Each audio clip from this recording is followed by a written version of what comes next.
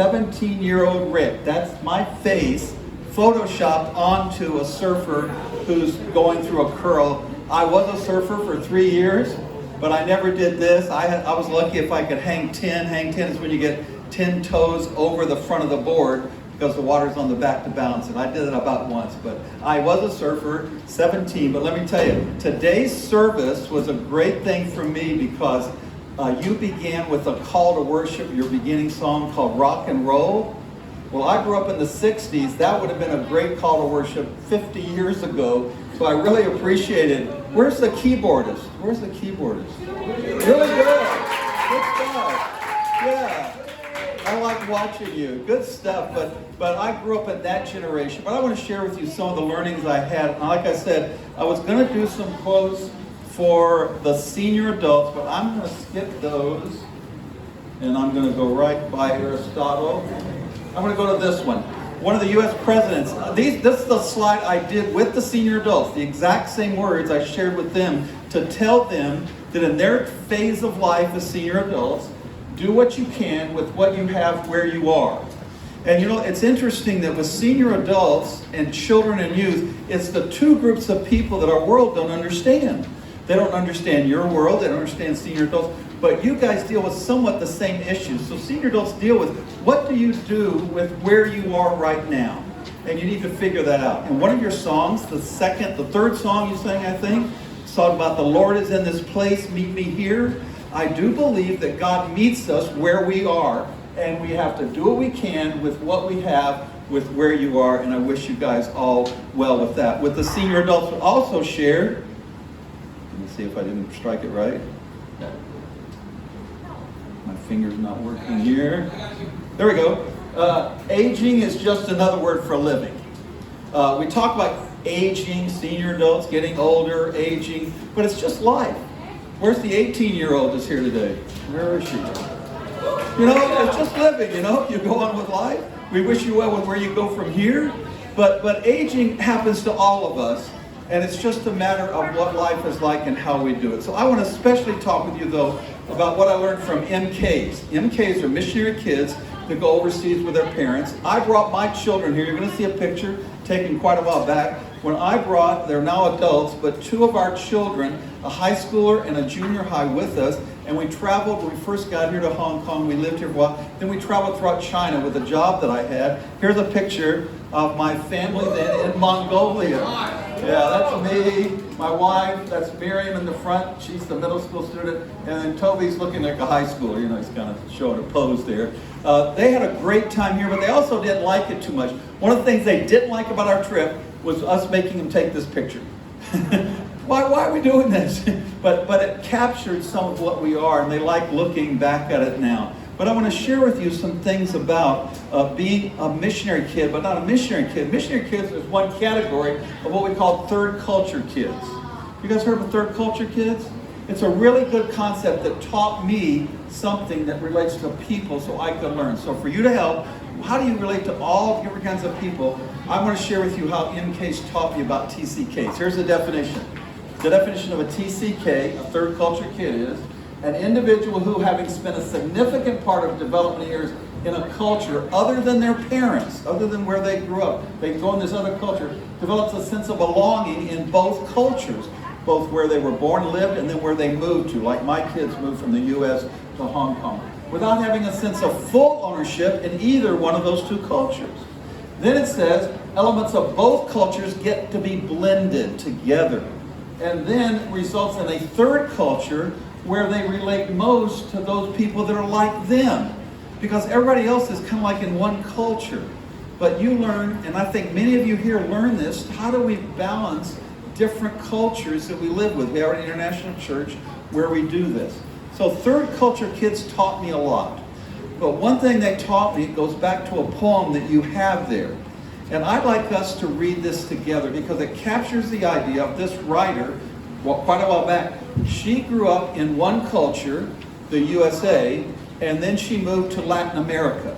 She calls it, one area is, I think it's on the slide here. I'm green, one life is navy blue, say the US. One life is sunshine yellow, Latin America. and I'm green, I combine the two together. And she wrote this poem. So I'm going to ask John to come. He's going to do something you probably haven't done before. But we're going to do a unison reading. I want you guys have all the sheets. You're going to read along with John as he leads us, because I like this poem. It captures something that I think you can identify with about yourself and the way you have to combine things in life and how the church is a part of it. So let's read it together. John's going to lead us. Okay, John? Yeah, I got you, Pastor Rick. Yeah, think about different cultures you experience as we read. I Am Green by Ruth Going Stewart. So read the next part with me. I'm going to go slow. Growing up between two cultures is a tense, liberating, frustrating, bruising, hilarious, exciting experience. I feel like a perpetual visitor, always a transient, never wholly apart. Sometimes I wish I could identify completely with something, some group, somewhere. USA. Grassy tree-lined suburban streets, lawnmowers, supermarkets, pizza, Chevrolets, chocolate chip cookies, clocks and calendars, shorts and t-shirts, celebrities, distance, cold, dry, sarcastic, always new activities, new possessions. I am a consumer. I move through, laugh, cringe, grow, plan, buy, complain, enjoy, but still only a visitor. Latin America. Mountains tower over this narrow, bursting city. Music, buses, waiting, radios, bodies, an always audience of dark faces. Warmth, crowds, car horn, hurt feelings I live through. Speak, cry, walk, wonder, love, hate, push, but still don't quite belong. I am green. One life is navy blue, one life is sunshine yellow. I am green. Is there a place where I can be green? Perhaps in the church. We who are many are one body. There are varieties of gifts, but the same Spirit. And there are varieties of effects, but the same God who works all things in all persons. Give me a place to be green. Be green with me, or perhaps red, orange, purple, blue, pink, yellow, olive, rose, lilac, maroon, pumpkin, beige, magenta, turquoise, violet. Let us adapt, shade, blend, combine. Let us be as bright as we dare. Let us admire, complement one another. Let us splash ourselves boldly across the drab canvas of life. Let us be rainbows, rising, expanding, shouting in praise of God. Right, give you guys a hand. Great stuff. Yeah. Pretty good poem, right? So it's written years ago, but it captures this idea of how once you begin to experience different cultures, different parts of even Asia, that you begin to feel like you don't really belong as much as someone who was just raised there. We call those people provincial. They only know that one area. And transculture kids, third culture kids taught me about how you can belong in those places. And one of the verses that they use sometimes is very meaningful to me now, and I've changed the translation a little bit. If you look at most Bibles, in Ephesians chapter 2, verse 10, it says we are God's handiwork. But I've changed it to the word masterpiece, and I've made it green there to kind of tie in with the theme. We are God's masterpiece, created in Christ Jesus to do good things which God has planned for us long ago. And so third culture kids taught me that how God stays with them during time and how things change when they can look back on things and how they experience things. And they were very meaningful for me the 6 or 7 years I spent working with them. So what I want to do is share with you 5 stories and things I learned from third culture kids. And I want to help you understand those so you can understand a little bit about different people. And hopefully you know some of these already. Many of you have experienced these, I think. But I learned these best in life through my work with MKs and third culture kids. First, learnings and stories from TCKs, MKs, and I'll talk about global nomads in a minute. To connect the brushstrokes. We're God's masterpiece. Painting's a masterpiece where people use all kinds of brushstrokes. And sometimes some of those brushstrokes don't make sense if you don't pay attention to them and honor them. Because there's a lot of changes that happen. A lot of brushstrokes get on top of each other. And so what I learned from MKs was there's a lot of experiences that don't work out well. So just one story about this, my own family. I brought my kids from the U.S. to Hong Kong. My daughter in middle school liked Hong Kong pretty much. My son did not, and it was kind of hard the first few months adapting here. And my son particularly just missed the U.S. Then we noticed something years ago, this is years ago, and we noticed, someone told us, it wasn't advertised like it is today, but we noticed there was one place here that delivered food called Pizza Hut. And I told my kids, there's a Pizza Hut, we can get pizza. They were so excited. We looked at the menu and they had Hawaiian pizza, my son's favorite. You know, and it said it came with ham and pineapple. So we ordered it, it brought it to our door, they brought it there, we started eating it, and then we noticed it just doesn't taste right. We checked the cheese out, it seemed okay. We checked the ham out, it seemed okay. We checked the pineapple, it seemed okay. Then we actually lifted up some of the cheese to look under it at the sauce. We tasted the sauce. It was not tomato sauce, it was Thousand Island dressing. For Hawaiian pizza, I guess it was Thousand Island. They put Thousand Island dressing, and my kids went from excited about being in Hong Kong because they had good pizza to lousy about being in Hong Kong because they can't even make pizza right. Part of life I learned from TCKs was you have to take time to look at and connect the good and the bad together. Moving right along. A second thing TCKs taught me that really helped me in life in so many ways was to value diversity, to value the differences in people and how people have very strong differences. Many, many stories here, just one story, very dramatic one. I was working with missionary kids in the U.S. We had retreats for them to come together when they were moving into college. In the U.S., when they went to college, they often at Thanksgiving vacation, in fact, we brought them to this place and worked with them and shared with them. And I had a dinner with about 6 or 7 of them because their plane was late. I had to meet them. They missed the dinner at the place we were going. I had dinner with them, or kind of a snack thing at a restaurant. We sat down in the restaurant, and this one girl, always remember this, I'm not exaggerating what she did, the waiter brought her a glass of water. And in the glass of water was water and what in the U.S.? Ice. There's ice in there. They laid it down on the table, and this nice little waiter, and she did this. What is this? Why did you bring me this? Why is there ice in here? Why do you put ice in this? Did I ask for ice? I didn't ask for ice. Why did you put ice in here? Well, what's wrong with you? What's wrong with you people in this country? Why do you think we should have ice? We don't have ice. We don't need ice. I didn't ask for ice. Take that away. I don't want that. And the waiter kind of moved away, you know, and someone went to apologize. We began to talk with her. She was from the Middle East. She had been there 5 years. Her parents sent her to this small little college somewhere where it was quiet, and she was alone and didn't know anybody. She missed the big city in the Middle East she lived. She actually missed the sounds of bombs going off. She lived in a complicated city, and I learned for 4 years to adapt to that complication, and she didn't like the U.S., and finally, when the waiter brought her back, she just blew her stack. But I got to know her and learned from that to learn to value people's experiences and how different they are, and often we don't know them and recognize them. That helped me with all people to know people are really different, and there's things that happen, you need to understand why they're different. Appreciate global nomads. Global nomads is a new term. It's not third culture, kid, it's global nomads.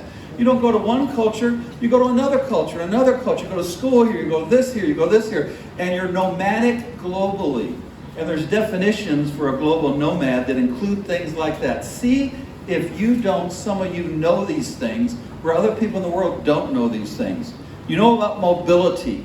You have some sense of being rootless sometimes and try to figure out how you can move in new situations. Migratory instinct. That you know when you move a place, you should form relationships quickly because you don't know how long you're going to be there. You have guarded relationships, on the other hand, because you know it might be impossible to maintain the relationships because you may move. You have cross-cultural skills that other people don't know. You know how to good at accepting others and understanding cultures where many people don't get that. You have linguistic abilities. You know more than just one language, or at least part of it, and you learn to appreciate that. You have expanded worldviews. You know about international lifestyles, and you care about more than just your own country when you watch the world news. Global nomads. I learned from TCKs, work with them, that there are people, and to appreciate our world we have and the complexities, but I learned from TCKs. Mark home as a reference point. I really learned that people like a home place to be. For some of you, This may feel like home to you. They do a great job in setting this up so you can feel like you have a place. We all want a place where we feel like we belong. And third culture kids were like this. So I worked for an organization. They allowed, when you went to college, the first 2 years, they would pay for you to go back to the country you came from where your parents were. But sometimes, let's say the parents, they grew up, let's say in Hong Kong, and the parents, while they're in college, moved to Japan.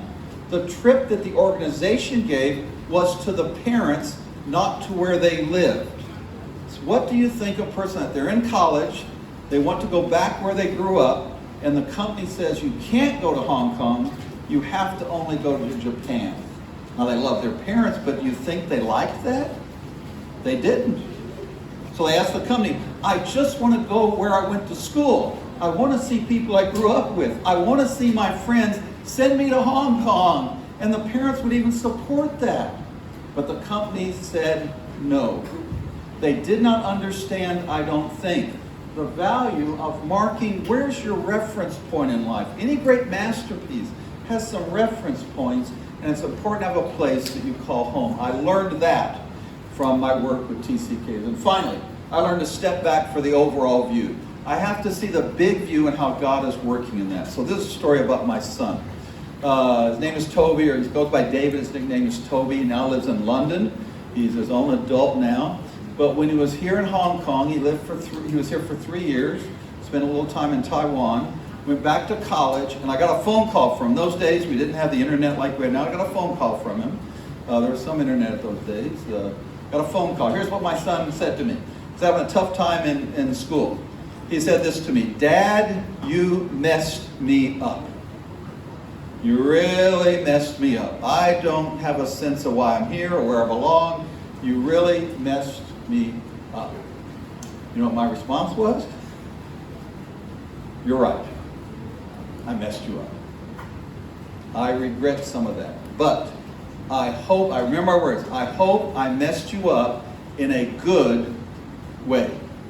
In other words, the moves we made and what we did was made with a purpose in mind, and I do believe God's going to work in you to be a masterpiece. I didn't refer to that passage because I know God's been working in your life, and someday you'll look back on all this and see how God worked in that. And my son has. I learned from TCKs and MKs these kind of things because I really believe that God creates in us ways He's working in masterful ways that we don't realize. And one story in the Bible shares this with us, and it's the story of Ruth, who is a TCK. Do you guys know the story of Ruth, Naomi, Ruth in the Bible somewhat? Let me tell it really, really quick. A lady named Naomi lives in Bethlehem. There's a famine there. She moves to a place called Moab where they had food. She has a husband with her. She moves there with their 2 sons. When she gets to Moab, life doesn't go well for her. They have trouble finding jobs. Her husband dies. The two sons she has got married, and both of her sons died, leaving her with 2 daughters-in-law.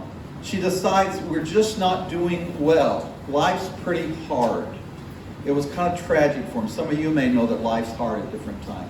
Life was pretty tough. And then she says to her 2 daughters-in-law, I'm going to go back to Bethlehem because the famine's over, and I want you to go back, just stay here at your hometown. One of them stays there. Her name is not Oprah. Her name is Orpha. Her name is Orpha. She stays there, but Ruth decides, I'll go with you. There's a verse in the Bible about this. It says this, wherever you go, I will go. Wherever you live, I will live. Your people will be my people, and your God will be my God. She decides to go with Naomi. She went with her. She's a determined young woman. The end of the story is she gets married. She has a kid. Life becomes very well.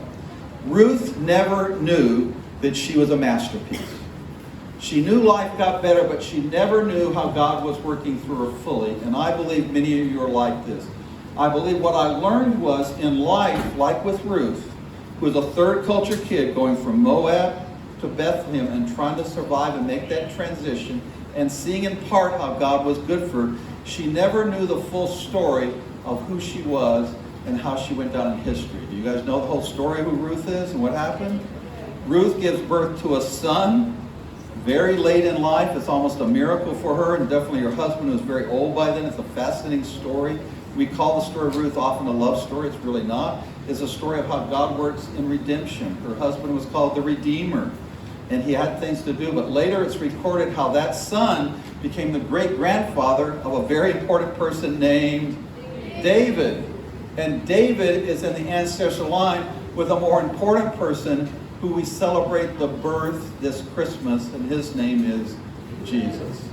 So Ruth never saw how God was working in her life for something amazing and how she was a masterpiece. She knew some of that, but she never saw the whole story of her life. But it's recorded later how God intended great things for Ruth, even when she's suffering and her husband dies, even when she's having trouble, even when she's moving to a new place. Through all of this, she never saw completely how she was a masterful creation and very green and alive with majesty. And I'm convinced of this. Each of you is that way. I don't know you. I don't know your struggles. I don't know what's going on in your life. But I do know this. God loves you and cares for you. I've learned the hard way through my life that even in bad times, I've had some really, really tough chapters in my life. I'm not going to share those, but I'm convinced God has been working through me and in me, and that he sees me, not because of what I do, but because of who I am as his masterpiece he creates. So my main message to you is that I believe each and every one of you, those of you paying attention, those of you not, those of you liking me being here, those of you who don't, those of you who enjoyed the game, those of you who didn't, those of you in the worship band, those not, regardless of who you're here, been here forever or first time here. I believe God loves you and has created you as a masterpiece. And I don't think you'll ever see fully, like Ruth didn't see, how God is working in your life. And I wish you well as you determine and live with God. And I really appreciate you being a part of the church. One other thing we'll leave you with. It's kind of in preparation for those of you having the Thanksgiving, the friend dinner. There's something I want to share that I learned from MKs as we finish today. It's kind of an unusual ending, but I want to end this way. Again, what I learned from missionary kids. I learned that there's a stress diet you can take. Are some of you under stress? Have some stress? This diet, if you take this diet, it will help you with your stress. I learned it from TCKs, but it's guaranteed to help you with stress. For breakfast, you have to have 1/2 of a grapefruit, a slice of whole wheat toast, and some soy milk. Take that for breakfast. Then, for your lunch, you need a lean broiled chicken. You need steamed choy with light sauce. You need herb tea, and you can have 1 Oreo cookie. Just one, okay? Now, for the afternoon snack, rest of the package of the Oreos, 1 quart of ice cream, and hot fudge, okay? Then for dinner, you can have a dozen chicken wings, a large pepperoni pizza, an entire cheesecake, and a chocolate shake, all ordered from Food Panda. If you follow this diet, your life will be better. In other words, I'll leave you with this. When you're in stress, remember, spelled backwards, stressed is desserts. Did you know that? Stress, spelled backwards, is desserts. So when you leave here, you can tell your parents or your friends, Pastor Rick shared with me 2 things. He thinks I'm a masterpiece, and number 2, he thinks desserts are good for us, okay? You guys have a great day. Nice being with you. That's right.